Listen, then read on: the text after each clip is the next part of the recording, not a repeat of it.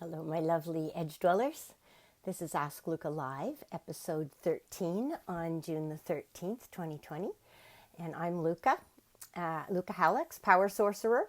We have about 2 minutes while I let everybody arrive before we get started. Hi, Thea. Am I pronouncing that correctly, Thea? Is it Thea or Thea? Well, you can't do pronunciation in a chat box. I apologize for that. You can tell me. You can send me a little text message, and so you can say yes when I say it right. Is it Thea? And you can type yes or no, and then I'll know. Hi, Desiree. Nice to have you back. Oh, you answered to it all. You're not particular. Okay, I'll stick with Thea. Thea's the one that rolls off my tongue. Hi, Chantel.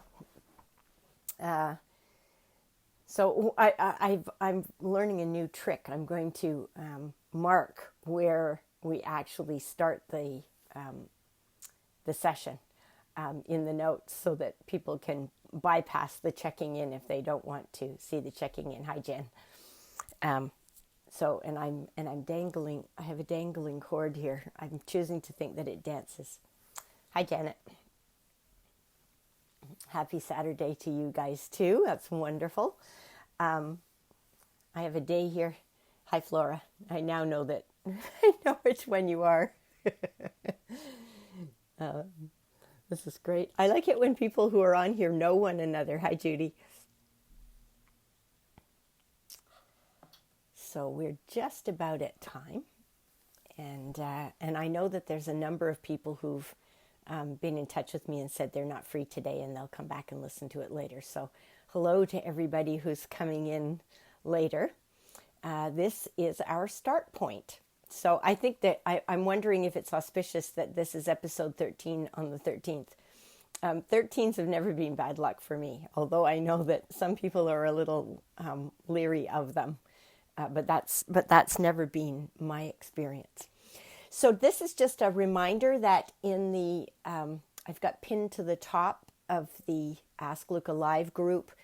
There's a post about things to keep in mind while I do my readings. So I'm not going to repeat them all here, except to say that your gut feel about what's right for you is more important than anything anybody can tell you, and that includes me.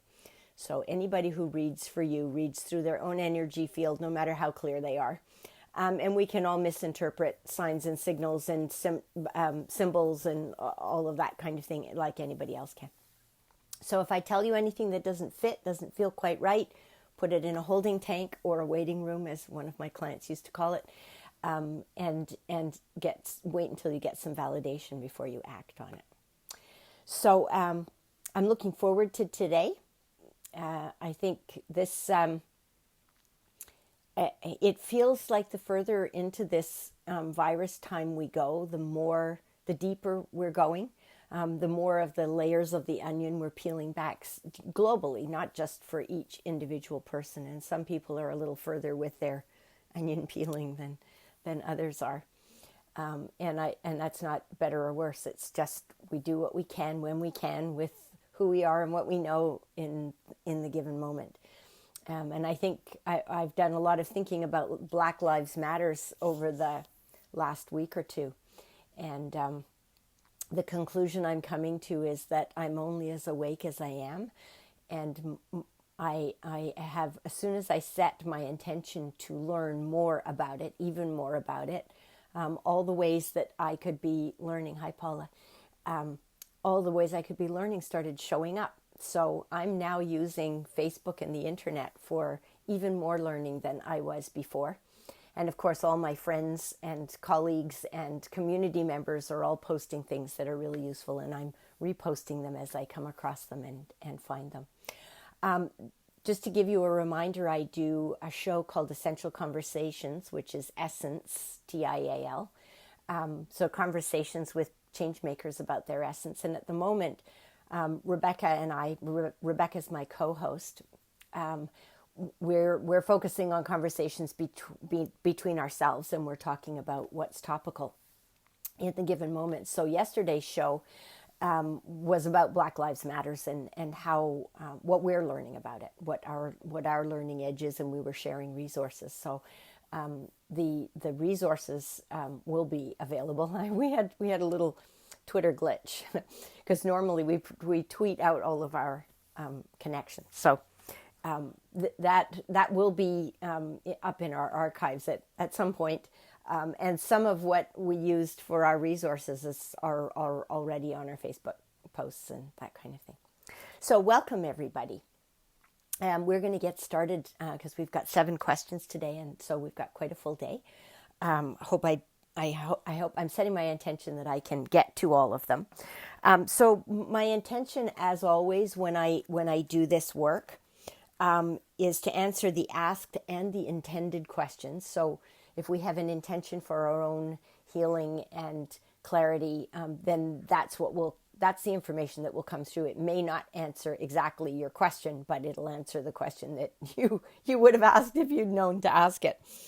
So to answer the asked and intended questions and to receive answers that are soulfully helpful to all participants, those of you here now and those of you who are listening in the replay. So I'm flinging this around. I feel like I can emphasize my points by flinging my wire around. But anyway, let me behave and not be an idiot here. So question number 1 today is from Anne Kristen. She says, let me hold it up here so I can face you. Will I settle down with my next partner in Norway and raise kids here? And she's in Norway, obviously. So Anne Kristen. The answer to that question is yes. It's not a huge yes. I'm not shaking my face right down to my belly button, but it's a yes. My feeling is that you may end up with somebody who also likes to travel the way you do, and so you may meet the person and settle with the person, but not necessarily settle in only one place. So that's the short answer to that question. I feel like there are some people right now who are world citizens, and that doesn't mean that you necessarily like every single place in the world that you go to, but you have an awareness, a sort of a peripheral awareness. Whoops, I just forgot. Nope, I thought for a moment there I wasn't recording, but I am. So. Or am I? No, yes, I am. I just had a little heart attack. So there are people who are holding the planet, and Kristen, you're one of the people who are holding the planet, and I think a number of you here today are. So appreciate yourself for doing that. It's not about being perfect. It's not about being all-seeing and all-knowing and being aware and up to date on every single idea and topic. And hi, Camellia. But it's about the awareness that you carry and the intention that you carry. So I encourage all of you not to despair, not to give up hope. Things always look the messiest before they start to sort, and we don't always see it sorting at the beginning of the sorting because there's too much chaos and we can't see it. But that doesn't mean the sorting isn't happening. And then we reach a tipping point where all of a sudden we can see it. So that's what they're telling me. They really want me to share with you today this message of hope. And I'm noticing that in the questions that are coming into me, and you guys may have noticed this, those of you who are with me every week, that there's really a searching quality to it. It's the, how do I see my way forward?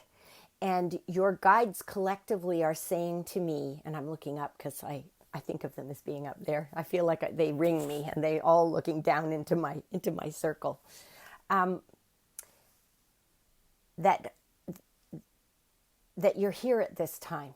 And if you're here at this time, you're here for these changes. And that means that you have an intention, a lifetime intention of being with this and shifting with this. So all you have to do is remind yourself of that. Remind yourself that you're a universal intergalactic being, and that you're participating in this great Earth experiment in your great Earth suit, however you've chosen to customize it, and trust that that will unfold your life in front of you in exactly the right way. And what they're telling me is that the more we relax into this, the easier it is for us to see our paths and feel our paths. And so fear takes all the energy and it constricts it. It closes it down. It's the fight or flight, right? We have to focus, and we don't, and that isn't useful in terms of figuring out our way forward and enjoying ourselves, because the future unfolds one day at a time. So we're unfolding the future right here and now.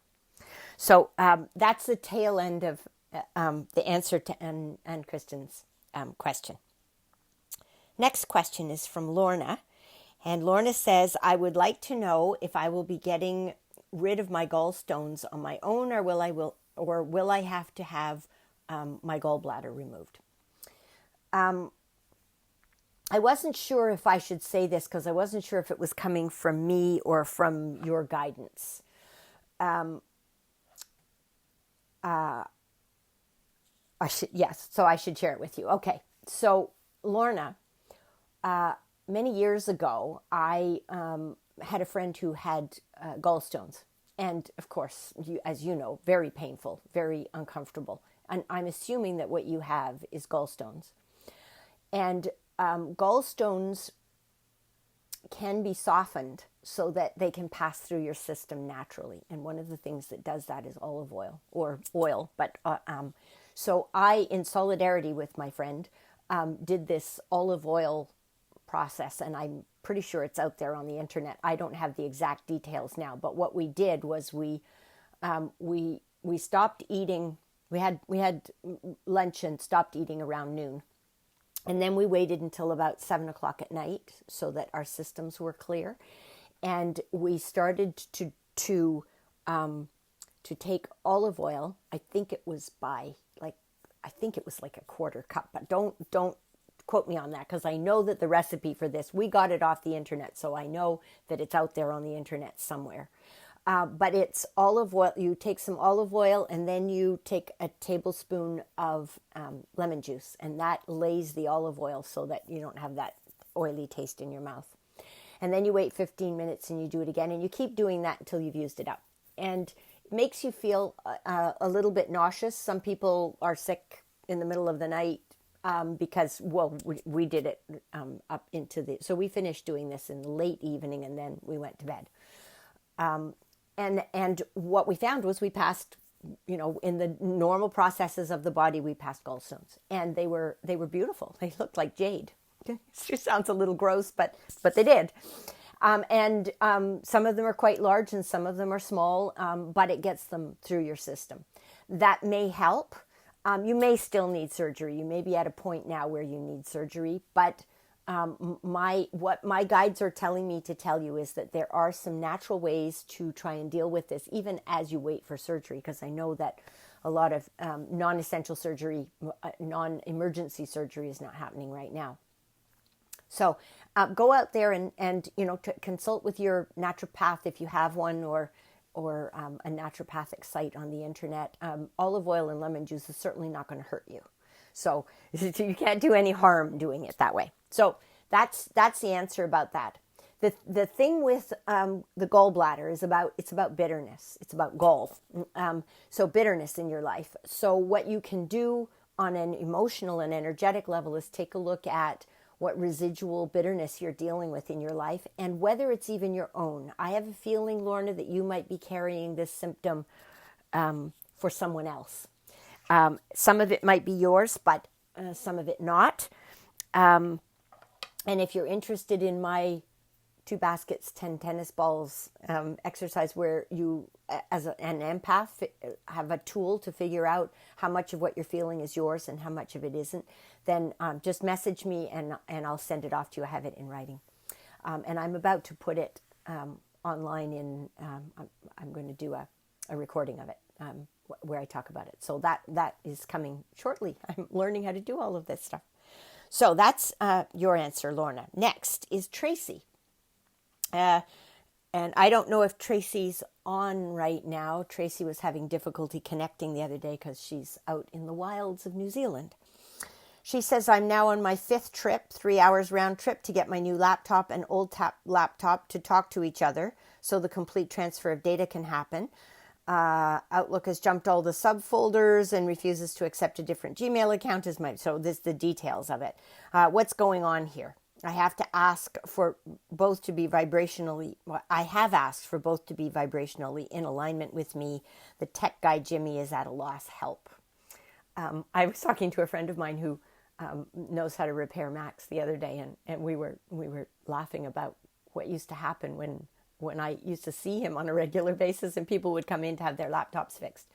There's a crystal inside each computer, and it vibrates energetically.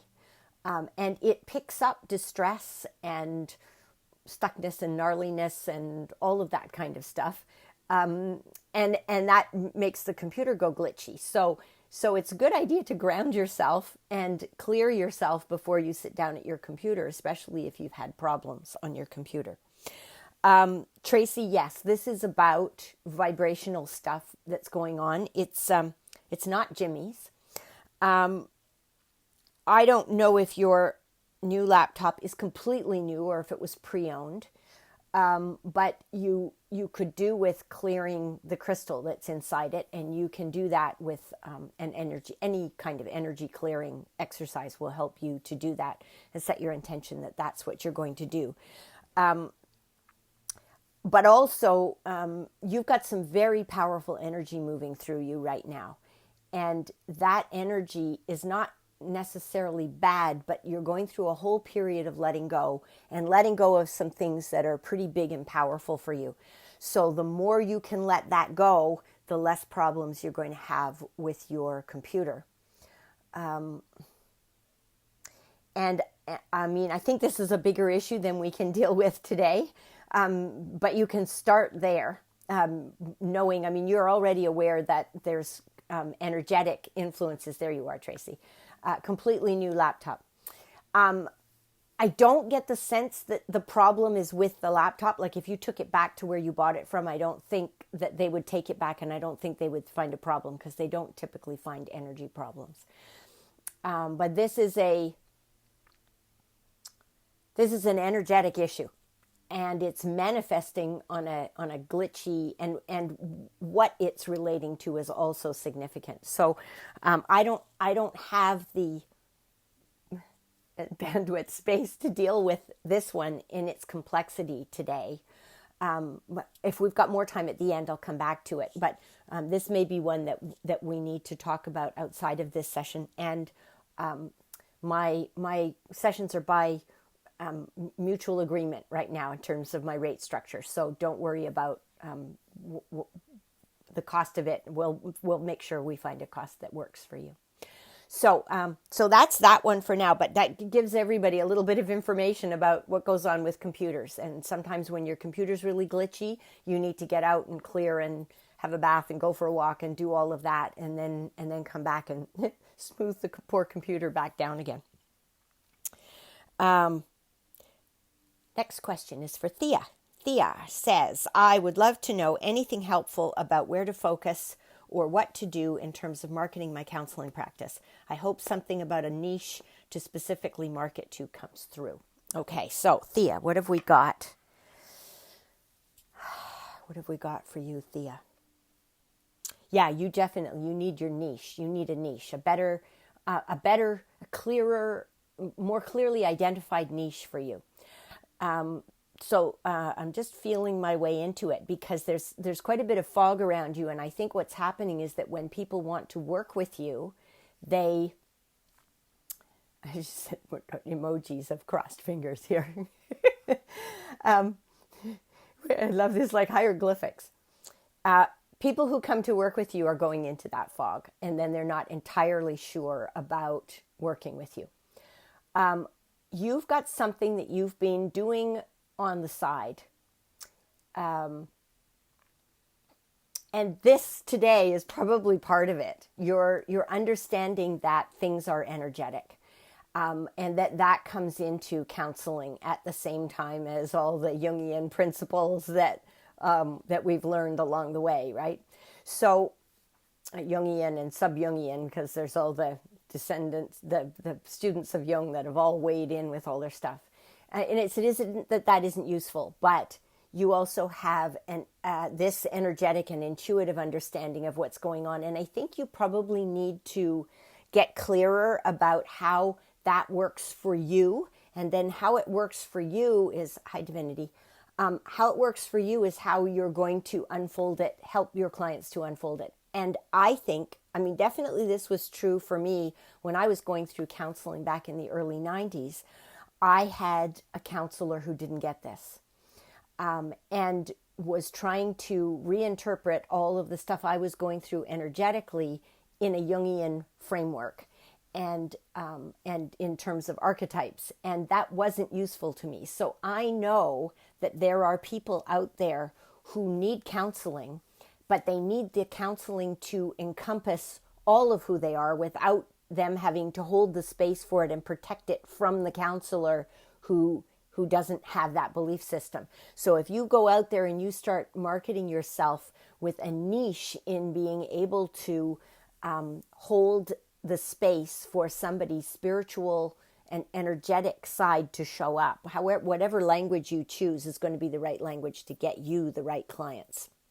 So this is revisioning you to be almost a bigger counselor, but with a sharper niche. And I think that's going to help you a lot. So go ahead and play with that one. And if you've got more questions about that, you can come back with another one next week, and we'll clarify for you even more. So that's Thea. Next is Monica. Monica will be listening afterwards. She's hiking in the mountains, which sounds wonderful. So Monica says, how do I change and heal my patterns of beliefs and pain that are affecting me in my current relationship and attracting more of that pain? Is there a song that I could listen to that would help change my trajectory in my romantic relations so that I can show up authentically and fully from love and not fear? This is an interesting question, and I think it's going to apply to a lot of people here in the session today. And that is that the more comfortable you are with yourself, the more comfortable your any potential partner is going to be with you. They take their cue. Our partners take our cues from us. And then they have to be comfortable with it as well. But if we're not comfortable with it, they'll never be comfortable with it. So what I get here, Monica, is that this is about the words there your guides are using is level up, leveling up to a new higher level of normal in your energetic world so that you have expectations in a relationship that are on a different level than they are right now. So what they're showing me is that you're trying to pull in and shrink yourself into your relationship so that you won't be too much. And if your partner needs you to do that, then that's not a big enough partner for you. And we experiment with partners. It's we have to find one that's a good fit, and they have to stay a good fit. So we all are growing and learning together. And that process of growing and learning together is what glues us together, or it's what has us drift apart. So you want to be at the right starting place, and then you want to negotiate terms of growing. Someone I know said the other day to me that their marriage ended after 40 years. And they said that they had had an agreement that if the marriage stopped, if they were no longer learning and growing together, then it was time for the marriage to be over. And they're still friends, and fortunately, because that's the ideal situation. But what they said was we knew our agreement was we had to be learning and growing together. So everybody has something that is their critical issue. And so if you know what that is, then that really helps you a lot. So that's the that's the advice for you, Monica. And take that away and play with it. Roll it around for a while, and maybe even between the two of you, because it's a mutual agreement. But definitely you need to level up. So that's Monica. Next is Steve. Steve's new to our group, I believe. I don't think I've seen Steve's name in here before. Steve says, I'm curious why I keep injuring my thumb, the same one all the time. Does this mean anything? Yes, it does. Your thumb, this is about willpower and exerting your will, is what I'm getting. And the grandmother who comes and hangs out with me while I do this, she always used to say that was what it was about, didn't you? Yes, she did. So this, the thumb is about willpower. And I'm curious, I'd be really curious to know if you've also got across the throat chakra and the jaw, because that's also where your will sits in your body. This is relatively minor, but better to hit your thumb than to be going out through this area here. But and anywhere that's encompassed by the throat chakra, so up to about here, sinus issues would come in there, clenching of your jaw, grinding your teeth, or like anything, TMJ, headaches, like all of that, difficulty with anything, any throat issues. This is all to do with the our will and our expression, because it's the expression of our will in the world. So I would say that that's probably what this is about. So look in that area. Look for how are you expressing or not expressing your will, and also what's going on just before and during the time that I'm looking at my right thumb, so I'm not sure if it's your right thumb or your left thumb, but it's manifesting in the external world, which is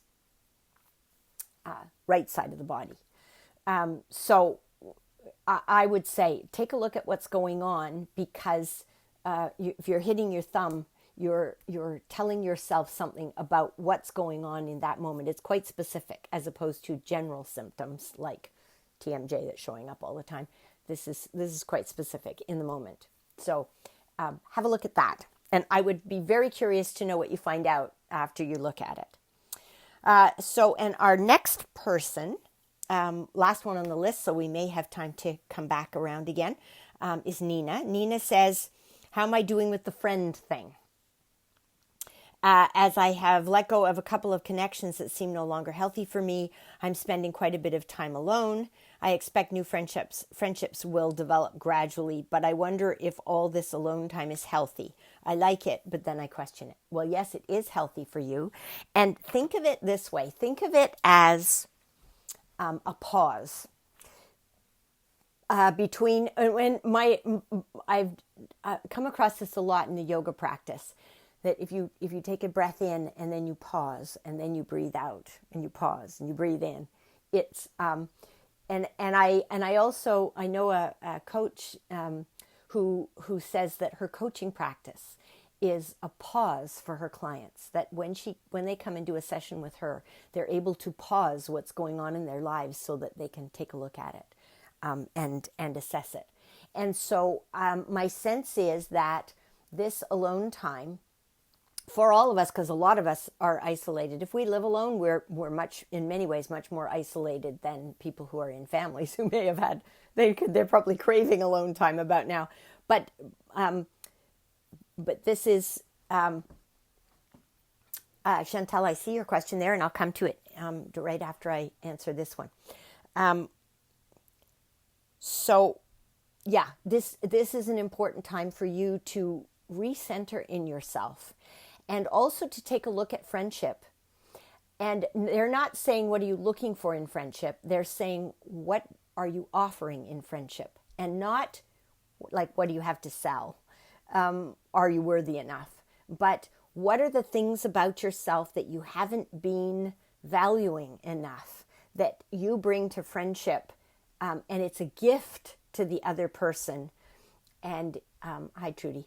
And you're not even aware that it is. So I have a feeling that it's time for you to go into your heart and to listen to your guidance and to start playing with the idea of who are you as a friend. And you might want to talk to some of your closest friends, or even think back to what people have said that they appreciate about you, even if you couldn't hear it at the time. So this is one of those reverse things where you think maybe there's something wrong with you, but it isn't. Like, the thing that's wrong with you is that you're not appreciating yourself enough. So have fun with that, Nina. Be playful with it, because I think that part is really important. And I'm just going to scroll back here and have a look at Chantel's question. Chantel says, I've really been going through a lot with the revolution occurring for POC. I know I cannot go back to, wait a minute, let me open this up so I can see more of it. I cannot go back to being quiet and allowing social, racial injustices to occur anymore. I do want to combine all my talents, being the arts, tarot, psychic abilities, and intuitive life coaching. But what I was doing before no longer resonates with how I want my voice to be heard in the world. I also cannot go back to working at a restaurant or the airline. Where do I go from here? I want to be an advocate for the BLM / BIPOC, and I am just really unsure how to put it all together and carve out a new path. Can spirit and guide help guide me here? Yes. I'm not sure we can cover all of that in the few minutes that we have left in the session today, Chantel, but I definitely hear where you're coming from. And I'm hearing from other folks in situations like yours, people in the Black community who are saying, not only, it's not just the whole world, the whole planet that's having to rethink all of this, but also all of the people who are fighting for their rights and freedoms, and to have their voices be heard and their history be heard, and all of this, which is just, it's huge. It's absolutely huge. So the fact that you're even tackling this, your guides are saying to me, this takes tremendous courage to sit down and look at this and look at it in the awake way that you are at the moment. They're saying that you're in the right territory when you're working with your intuition. They're taking the tarot cards and they're moving them off to the side. They're not saying that they're not important, but they're saying that those were the training wheels for you to really get on track, and trust your intuition. So bringing your intuition out into the world by doing tarot readings and sharing them online has been a good step, because it's got your voice out there, and this is really your authentic voice. I mean, it's different than playing a role. And speaking somebody else's lines, even though you bring your own authenticity and awareness and talents to that. But this is slightly different. So they're saying to me that your to channel from your authentic voice is really great, and you might need to do what I'm doing, which is serve a group who are asking questions. That is easier than just going, a lot of the time, than just going off the top of your head. But go off the top of your head. By all means, go off the top of your head. I mean, you can record it and then just take out the bits that you feel are really resonant and post those as bites. But they are saying it's your voice. So when we were talking about this piece here, this is really about getting your voice out there. And I feel like you're fine in front of the camera. Some people will do this just with a podcast and we won't see them, but with you, I do see you in front of the camera. And I think that's as much as we have time to go for here in this moment, because this is the taste of the big work, and you're definitely looking at big work here. So your guides are saying, yes, you're on the right track. No, you won't go back to life as usual. The seeds of what you are going to be doing, you already have in your life. You're just watering them and waiting for them to poke their heads up above the soil that is your life at the moment. So I wish you I wish you great luck with that. And you might also want to come back and do a little bit longer session around it. But try it on your own first and see how you do with it. I have the feeling that you're not far off the mark right now. And also empathic, right? So check in. How much of the angst around this is yours, and how much of it is you picking up the world and the community in which you're living at the moment. My apologies for ending a couple minutes late today. I wanted to get that question in under the wire because I think it affects more than just Chantal. Just a reminder here that I'm back next Saturday. I'm still continuing to do this, so I'm extending it a week at a time. But next week will be episode 14. This I will post the recordings online, so if you want to come back and listen to it again, you can. And if you want to get anybody else to listen to it, please invite them to the group, and then they can listen as well, and also get my updates about next week. I am doing ping mini readings, and I say that slowly because in a 15-minute reading, there's only so much we can deal with. So one of the tricks to a ping mini reading is figuring out what size question to ask, and that's an example of what we just did here, Chantal, when we were looking at this question, which is really a huge question. And we needed to take a little nibble at it today. So the mini readings, sometimes, if we've done a lot of work together before and you have a quick question and we can get in and out with an answer, then it's perfect for that. And sometimes it's good to just get validation about, am I on the right track? And then you're going to have to take it from there. So ping mini readings are useful in certain contexts. And those are 15 minutes, $30 for 15 minutes, and you can book them through my website. So all my services are on my website, so feel free to take a stroll over there and have a look at what I'm offering. And you can book through through my booking page. And if you're interested in doing any coaching work with me around developing your own intuition, then I have free exploratory readings for that, and feel free to book one of those. I don't put any pressure on. If you're interested, if it feels like a good fit, then we'll see what we can do around setting up a contract. And if not, we will have tried doing some work together so that you have a feel for it and you can make a good decision about whether it's right for you or not. So I thank all of you for being here with me today, because you are helping me to be able to tune into our universal energy and do what I love to do the best. So you're coming and asking questions prompts some answers that are useful, not just for us, but also as I share forward in my work as I go through the week in between sessions. So thank you, everybody. It was a true pleasure to have you with me here today. Until next time, stay safe. And remember to get your questions for next week to me by noon on Saturday. Take care.